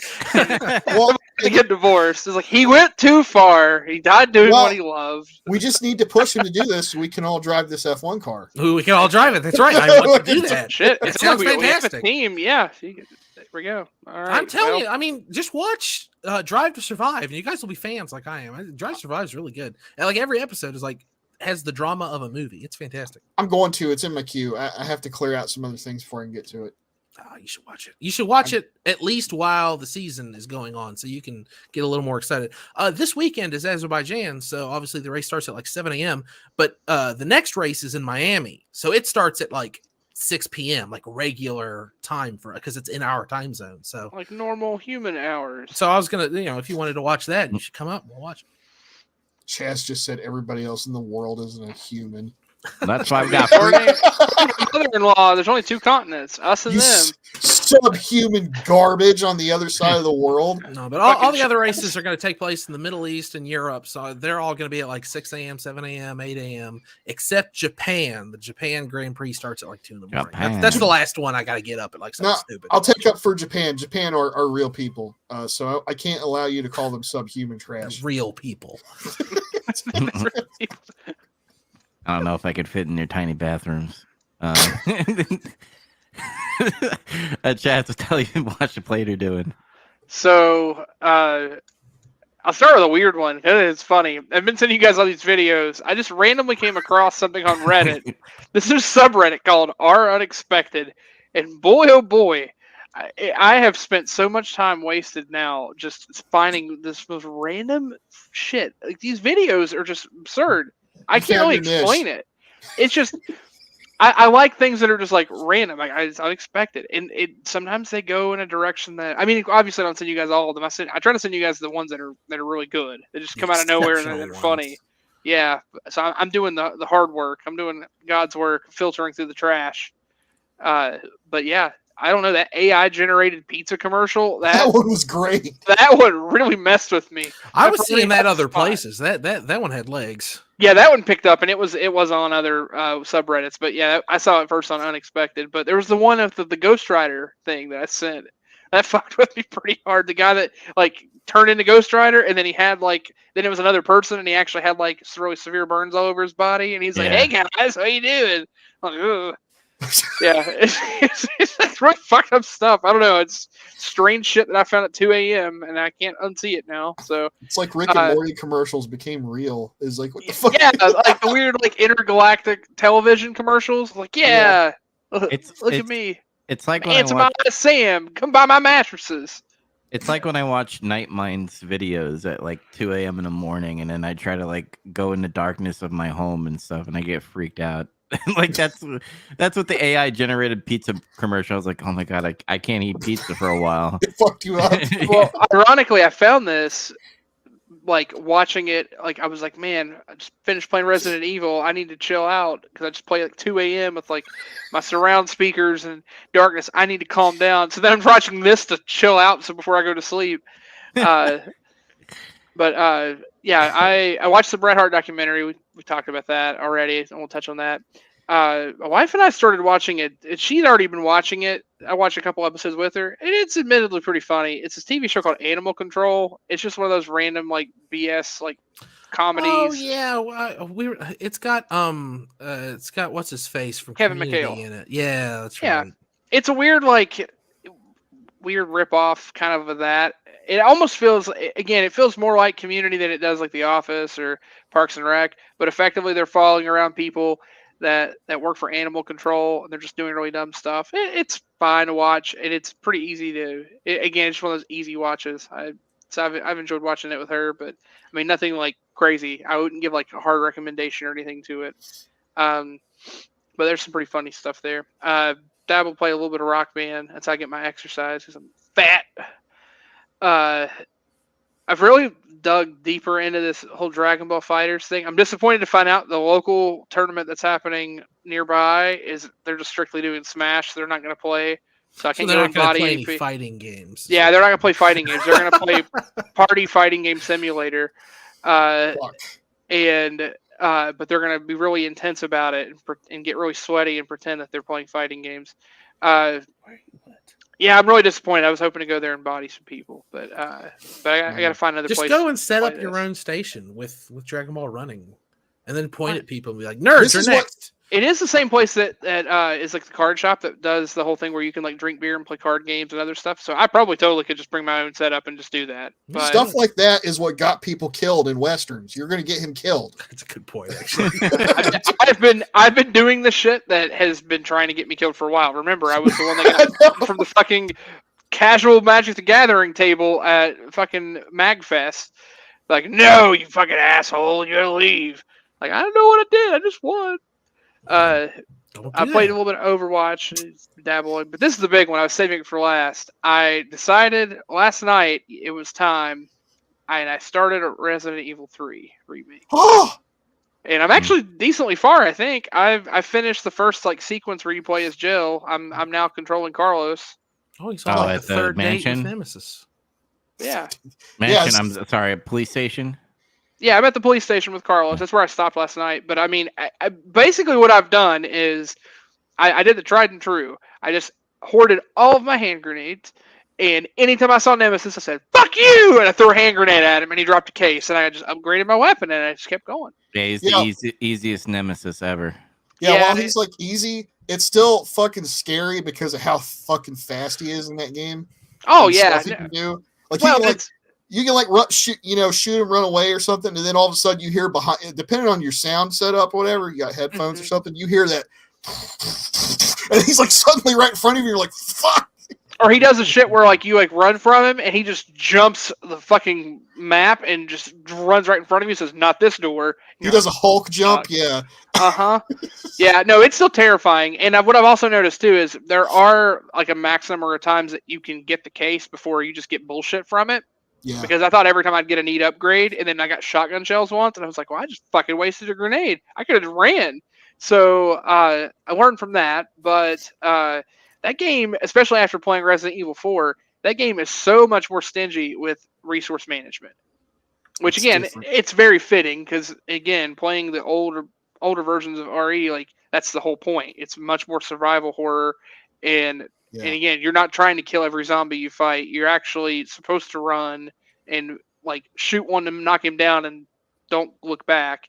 So I've been enjoying playing that and like finding the little puzzles, and I've been trying to like get everything. I think I've found like 4 or 5 of the little Charlie bot things or whatever. Mm-hmm. Little trinkets things. Yeah, the bobbleheads. I think they're called Charlies. I can't remember, but yeah, I've blew them up a few times. Yeah, it's been fun so far. It's a good game. Yeah, it's a fine game. It's just the stupid people on the internet like fucking got bent out of shape. I mean, I get it. It feels like I'm rushing through the game a bit compared to how the first game plays out, but also the story is just like way different in terms of how it's handled. Like you meet people way earlier than you did before, and like, but I get that. Like, it doesn't make anything bad. It's just handled differently. If anything, it makes more sense because of how the map is laid out and everything. So I'm not. Mm. I'm enjoying myself so far. I mean, I'm basically like just high stress and just having a heart attack whenever Nemesis comes. Like, oh shit, hand grenade! Like, I definitely don't feel cool about it. I throw a hand grenade and panic and piss myself, and then I get the case and I'm like, fuck, I better run. The other thing I learned too is that if it's a sequence where he's supposed to chase you for a while, like when he gets the rocket launcher the first time, the hand grenade will knock him down and you will take the case or whatever, but he gets up pretty quickly and still chases you. And then, of course, there's that first fight where you have to like fight him with the flamethrower. I think that's actually before the grenade launcher, but yeah, that fight was a pain in the ass. But and you get the grenade launcher itself. But again, it's like resource management. It's like, well, it'd be great if I had a fucking place to keep all this stuff, but you can't ever keep ammo because you got to drop something. I don't know. It's been fun. I've enjoyed it a lot. Cool. Other than that, anything else? I thought there was something else I'd watch, but honestly, I can't remember if or what it was. So no, I think that's pretty much it. All right, Zach, what the hell you been watching, playing, or doing? Still been playing WWE 2K23. Still kind of, and I wasn't able to sink as much time into the single player stuff as I was for this week. So hopefully I'll have more to talk about on that later. Mm-hmm. I played the Street Fighter 6 demo a few days ago. How is it? It's very good. I feel very, very positive about this one because I talked about it in the chat a little bit off air, but just the feel of the game, which can sound kind of nebulous if you don't really know what I'm talking about, but it's kind of easy to explain. I feel like, which is like, when you pick a game up and you just play it and it feels a certain way or something. Something about Street Fighter V just always felt off, and I wasn't the only one that thought that, to the point that people broke it down enough to its molecules that they figured out that there was like a baked in like kind of input lag that just never would go away, no matter what you did. It causes it to feel like your inputs, your actions, always feel a little off or disconnected, and I didn't like that about it. Beyond them just gutting the shit out of like a lot of mechanics and just taking moves away and stuff like that, to me that game felt like you had the least amount of options you could do with your character. Almost stripping it all the way back to Street Fighter 2, I think. Even with V trigger and stuff. I got a question. The audio cues, because I think there's audio cues if like you hit like a punishment or whiff or whatever, or it gives you audio cues on when you're doing moves. Is there a way to turn that off? Because I have a feeling all the pros are gonna be pissed off about that. I don't even know what you're talking about. I didn't even notice that. Yeah, I heard a little bit about this. I don't know if they have a way to regulate it, although I know some of that was also discussed about people playing on cracked versions of the game. And like how I know the creators were like, yeah, people that are playing on that should just be banned from being able to use it if they're trying to use cracked versions and play online. Because I guess there's like, there's ways to basically telegraph what your opponent's going to do effectively. But like well before they do it. So I think that's the problem. Like the audio cue, you have enough time to respond. So, I mean, again, at a certain level, it's not going to matter. But when you get the higher level play, it matters. I think it's good for people that'll learn. That's the one thing I liked about the whole video before the demo was announced, is that the game single player is teaching you how to play. It teaches you all the how to play footsies, how to cancel, how to do combos and stuff within the story, which I think is great. But I heard Zach and confirm level 8 fucking Ryu apparently computer it's fucking hard as shit. Like all the pros are having hard time beating him in single player. I didn't try to fight him as a computer actually. I played some rounds. I was playing Ryu against Luke, and I was just like, playing with all the new moves and the mechanics and stuff. Which is great because it's like I feel like they brought everything back that everybody liked more or less with tweaks, like focus attacks back, pairings back. It works off of a different bar. It doesn't feed off of your super, there's like a separate bar that you can use your EX moves with, and you need to have so you can parry. And you can burn that bar out, and it'll like affect you. It'll cause you to like take more damage if you fucking burn up all your whatever that bar is called. I never learned the name of it, but it's the bar under your health bar. Everybody has supers. They have 3 different supers because there's 3 levels of supers. Level 1 super costs 1 bar, so you could do that move 3 times if you had 3 bars. 2 and 3, so on. And Ryu had new moves he's never had before, and that was interesting. But I also played the World Tour mode, which was kind of fun. I heard somebody make a comparison, like it kind of vaguely reminds you of Yakuza a little bit. Yeah. Like it with the free roaming and like the stuff that you do, but instead of like getting into a Yakuza fight, you get in a Street Fighter fight. Huh. Yeah. That's interesting. And it's fun. Yeah.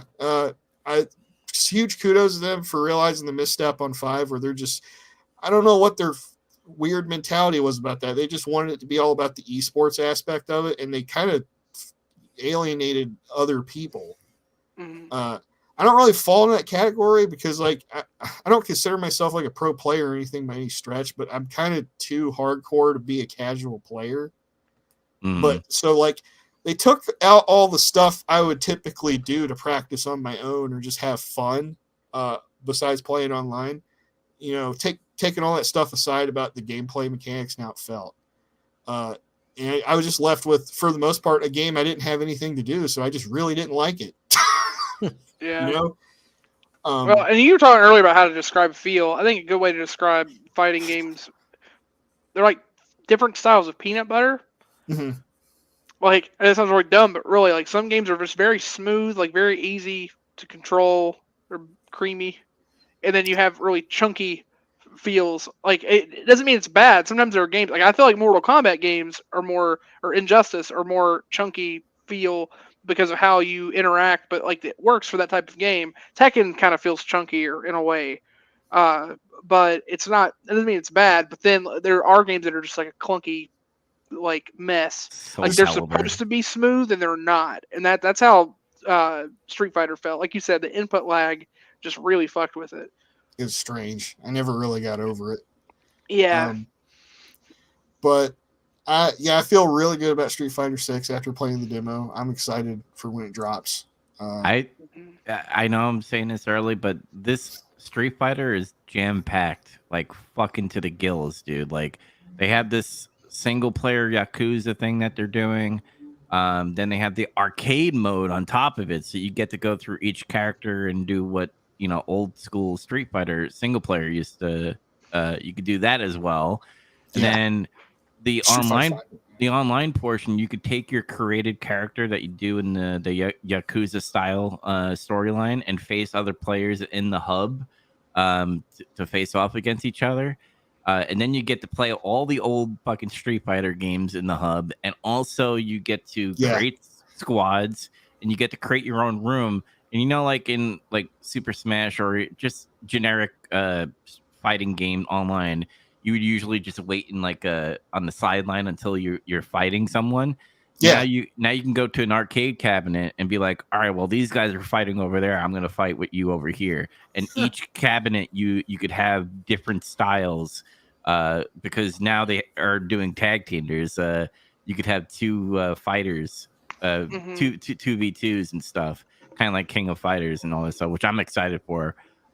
As far as that, I'm really glad that tag fighting is just a feature and they didn't exclusively make it. I guess it adds to news. There was some news that broke over the last week about how, like, this game was originally supposed to come out in 2021, and there were all of these decisions that were going to be made by the original creator of Street Fighter V that was the head of Street Fighter 6, and he was demanding to push 2v2 and make that like the main and make that the only way the game played, and a bunch of people hated it, and he ended up getting fired, and they like redid the project, and like this is what we got because of it.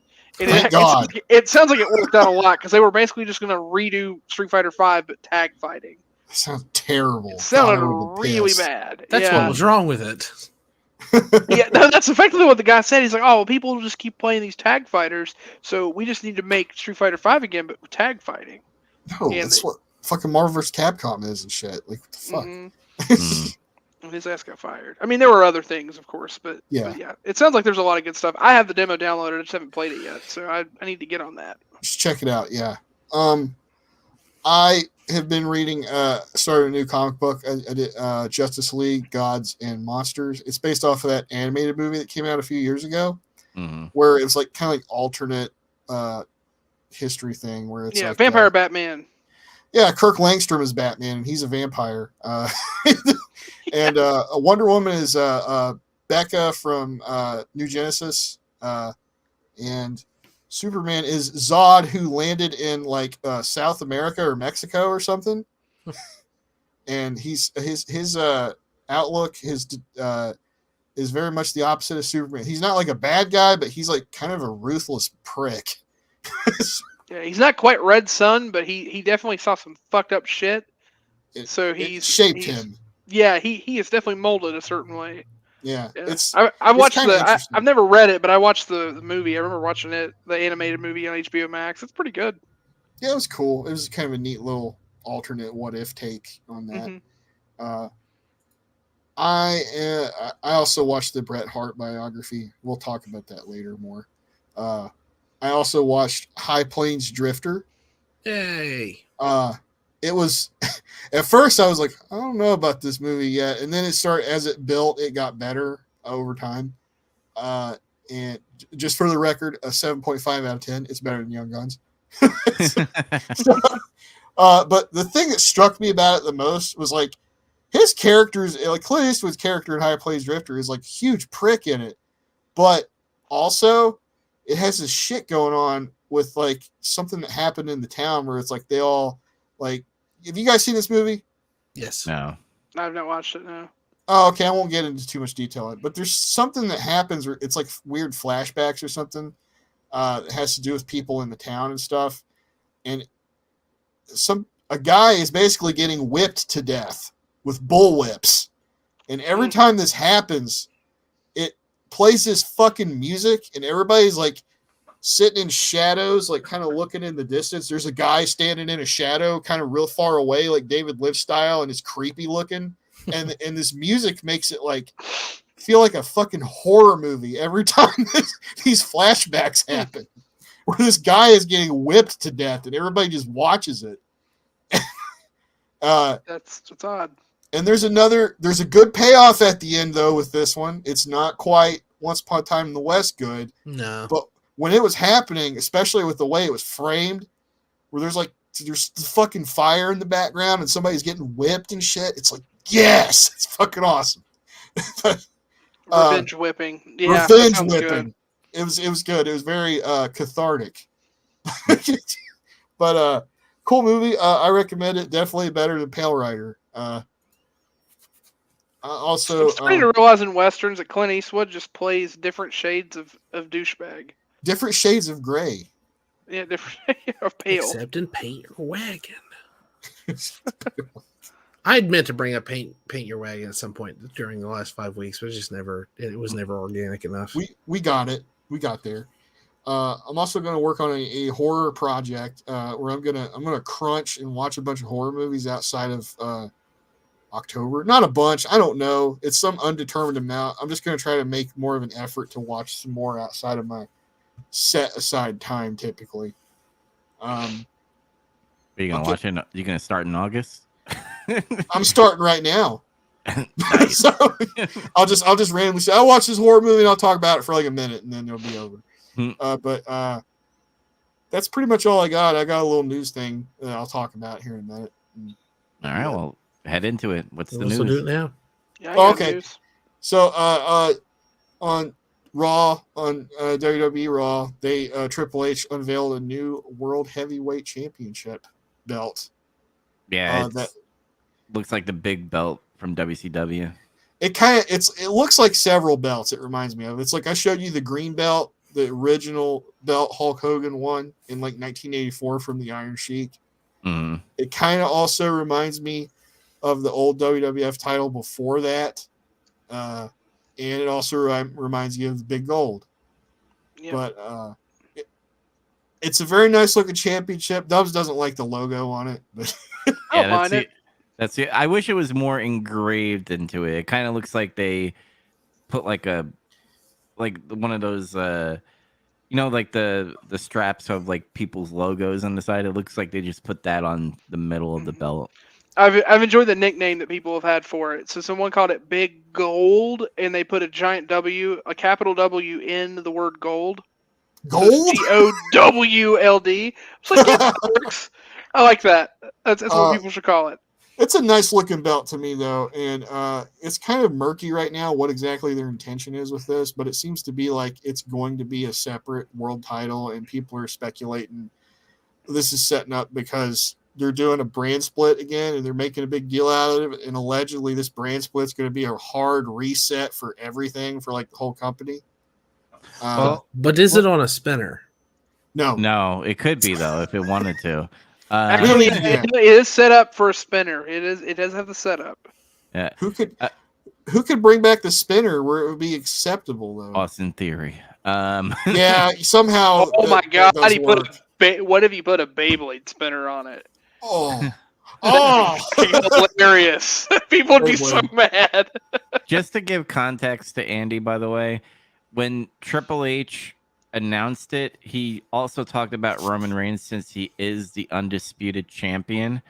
And he didn't say like he's like the SmackDown or Raw champion. He just said he will still be the undisputed champion wherever he lands, whether it be Raw or SmackDown.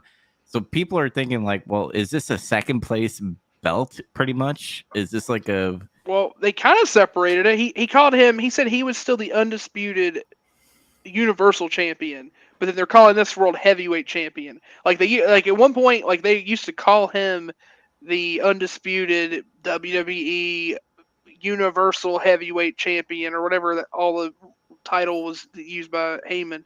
But yeah, when they described it, they were very specific to keep out heavyweight, and then they're using this to say it's World Heavyweight. So I don't know if this is like the consolation prize for Cody or what happens. I don't know. So maybe what's going to happen is wherever Roman Reigns lands, they're going to be like, here's a new belt. Here's the Universal title. And it's going to have probably a red strap with the same type of belt. That's what I'm guessing. Yeah, there's whatever brand he's on. They're just going to give him that version of the Universal. Yeah. Or just combine the two. I mean, they may make a different version, like an updated version of their title to kind of look like the heavyweight title, just in a different way. And then it'd just be two different ones. But yeah, whatever. Wrestling stuff. That's for another time. Yeah. Yes. That's pretty much it. Just wanted to bring that up. I think, Shaz, you had news? Mm-mm. I don't have any news. I thought you said you had news. Oh, no, I said I didn't have any. Nope, I'm good. Oh, yeah. Obviously, we talked about that UK blocking Microsoft thing, and they appealed it. I don't know what that means. I don't understand. Apparently, US is okay with it, and I think Europe is okay with it, but UK is the only one that's blocking it. They're afraid it's gonna stifle creativity in the cloud gaming field or some stupid shit like that. It sounded like bullshit. It sounded like somebody nonsense. It sounded like somebody got paid to throw up a roadblock. So like they were like, Peter Molyneux, what do you think? And he's like, that sounds awful. This will be the greatest game ever created. It will single-handedly reshape your brain in terms of how you think about video games. I want you to see this pedo game called Milo, where you get to stick on an island, not Epstein Island, an island with Milo. Oh my God. That was weird. Yeah. It was a weird phase for him. Yeah. But yeah, I have no other news. If there's trailers, Dune 2 trailer came out, Black Mirror season 6 trailer came out. And also the Batman movie featuring the Flash trailer came out as well. He said, let's get nuts. He said it. Yes. He did say Did he? That's funny. Yeah. That's great. And Batfleck is in it too. Apparently, I've heard rumors that the Nick Cage Superman's going to be in the background. What? Get the fuck out of town. I heard that. Yeah.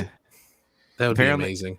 Apparently, there's gonna be a cameo where he's fighting someone in the background. It's not gonna be like a scene where he's talking. It's just gonna be a background, which I'm okay with. This is supposed to be a fun movie, and apparently, it's been getting good things in the test audience. It sounds like it'll be a fun one. But I think that's where we'll end it here. Remember, you guys have any final words before we close it out? Judging by the silence, that is a no. 7 Samurais next week. Remember to watch it. Samurai is both plural and singular. Yeah. So 7 Nah, deers, samurais. Yes. Deers. From China people. Anyway. Fishes. I'm gonna call them Asia face. Man, we're gonna watch that movie with China people where they're killing each other with swords. It's called 7 Samurais. Jeez. All right, guys. We will see you next week. Remember to like and subscribe and follow us on all podcast servers. Bye, guys. Thanks for listening. I have a question for God. Why?